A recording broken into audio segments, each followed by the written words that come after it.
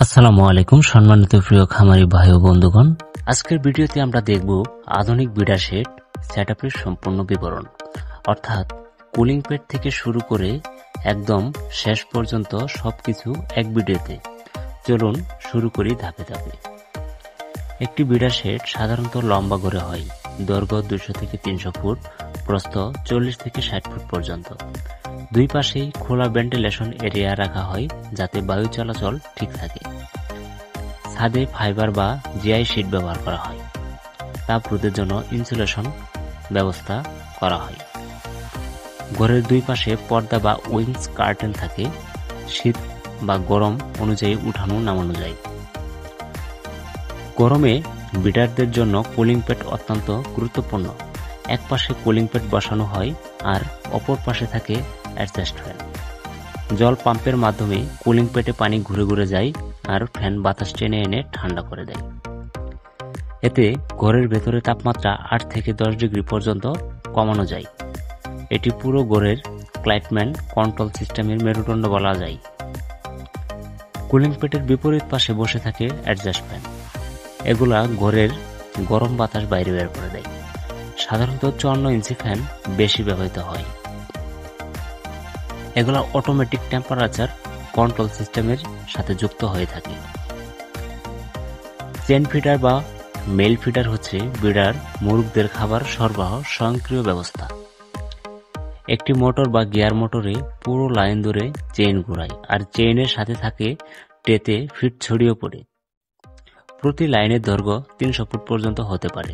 এর ফলে খাবার সমানভাবে সবার কাছে পৌঁছায়, ফলে ফিড ওয়েস্ট কমে উৎপাদন বাড়ে। মুরগির জন্য আলাদা ফিডার সিস্টেম ব্যবহার করা হয়, যেটিকে বলে ফিমেল চেইন ফিডিং সিস্টেম। এখানে 3 মিটার বা 10 ফুট লম্বা ফিড ট্রে বা প্ল্যান ব্যবহার করা হয়। ফিড সমানভাবে পুরো লাইন ধরে ছড়িয়ে দেওয়া হয় যাতে প্রতিটি মুরগি সমানভাবে খাবার পায়। নিপিল ডিঙ্গিং সিস্টেম হচ্ছে আধুনিক পানির ব্যবস্থাপনা। প্রতি 10 ইঞ্চি পর পর একটি নিপিল বসানো হয়। লাইনগুলোর মাঝে 5 ফুট করে দূরত্ব থাকে। পানি আসে মূল লাইন ব্যালেন্স পাইপ থেকে। ডুস্টন দিয়ে ওষুধ বা ভিটামিন মিক্স করা যায়। এতে পানি পরিষ্কার থাকে, অপচয় হয় না আর রোগের ঝুঁকি কমে। একটি নিপিল ও ফিডার লাইনকে ওপরে নিচে তোলার জন্য উইন সিস্টেম থাকে। এই সিস্টেমের মাধ্যমে সহজে উচ্চতা ঠিক করা যায়। মুরগির বয়স অনুযায়ী সমন্বয় করা হয়। এর মাধ্যমে থাকে উইঞ্চ, পুলি, ইউক্লাম, ওয়্যার ও হ্যাঙ্গার। বিডার শেডে সাধারণত মাটির ওপর স্ল্যাট বসানো হয় না। এগুলো প্লাস্টিকের তৈরি, মেঝে থেকে 2 ফুট ওপরে থাকে। স্ল্যাটের নিচে ড্রপিং পড়ে, ফলে মুরগি শুকনো ও পরিষ্কার জায়গায় থাকে। রোগের ঝুঁকি কমে যায়। শেডের এক পাশে থাকে ফিডার স্টোরেজ এরিয়া। এখানে সাইলো বা ফিড ট্যাঙ্ক বসানো হয়, যেখান থেকে পাইপলাইনের মাধ্যমে ফিড সরাসরি চেইন ফিডারে চলে যায়। এতে ফিড দেওয়া একদম অটোমেটিক হয়ে যায়। ওয়াটার পাম্প, ডুস্টন, প্রেসার রেগুলেটর, পাইপ ও বাল্ব সবকিছু সঠিকভাবে সেট করা হয়ে থাকে।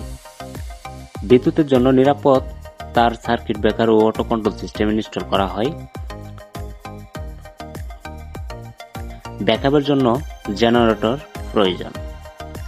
প্রতি লাইনে নির্দিষ্ট দূরত্বে 100 ওয়াট বা এলইডি বাল্ব বসানো হয়। টাইমার দিয়ে আলো নিয়ন্ত্রণ করলে মুরগির প্রোডাকশন ও ফার্টিলিটি বাড়ে।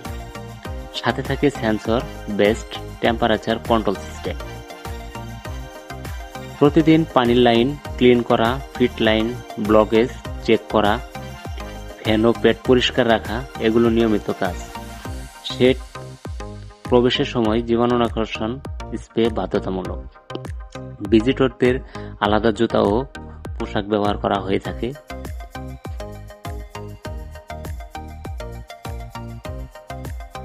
এই পুরো সেটআপ শুরু থেকে শেষ পর্যন্ত যদি সঠিকভাবে ইনস্টল ও মেইনটেইন করা হয়, তাহলে উৎপাদন বাড়ে, মৃত্যুর হার প্রায় শূন্যতে চলে আসে।